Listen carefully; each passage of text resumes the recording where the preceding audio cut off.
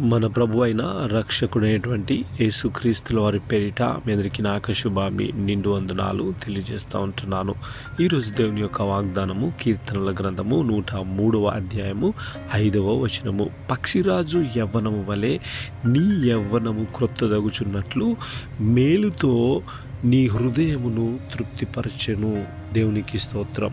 నా ప్రియ సహోదరి సహోదరుడా, ఇక్కడ పక్షిరాజు యవ్వనం గురించి మరి దేవుడు వాక్యం ద్వారా మాట్లాడుతూ ఉంటున్నాడు. పక్షిరాజు తన 40వ ఏట వచ్చినప్పుడు అది పెద్ద శిఖరం పైకి వెళ్ళి తన యొక్క ఈకలని, తన యొక్క గోళ్ళని, తన యొక్క ముక్కుని అది పెరికి వేసుకు ఉంటుంది.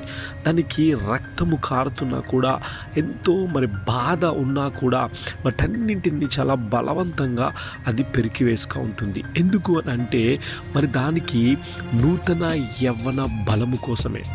తనకు మళ్ళీ మరి కొద్ది రోజులు అది అలా ఉన్నప్పుడు దానికి క్రొత్త ఈకలు, క్రొత్త గోళ్ళు, క్రొత్త ముక్కు మరి వస్తుంది.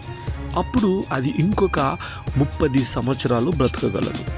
దేవునికి స్తోత్రం. నా ప్రియ సహోదరి సహోదరుడా, నీకు నాకు నూతన యవ్వన బలము కూడా ఇస్తాను అని ప్రభువు మరి వాక్యం ద్వారా మాట్లాడుతూ ఉంటాడు. ఎందుకంటే మరి నీవు నేను ఆ పక్షిరాజు వల్లే చేయాల్సిన అవసరం లేదు, కానీ మరి నీ కొరకు నా కొరకు మన ప్రభు అయిన రక్షకుడైనటువంటి యేసుక్రీస్తుల వారు కల్వరి శిలువలో అంతకన్నా ఇంకా ఎక్కువగా శ్రమ పొందిన వాడుగా ఉంటున్నాడు.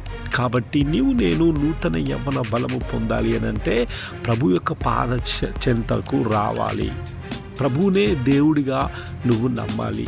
నీ యొక్క రక్షకుడిగా నువ్వు సేవించాలి. అప్పుడు నీవు, నీ ఇంటి వారు, నీ సంఘస్థులు కూడా నూతన యవ్వన బలము పొందుకోగలరు.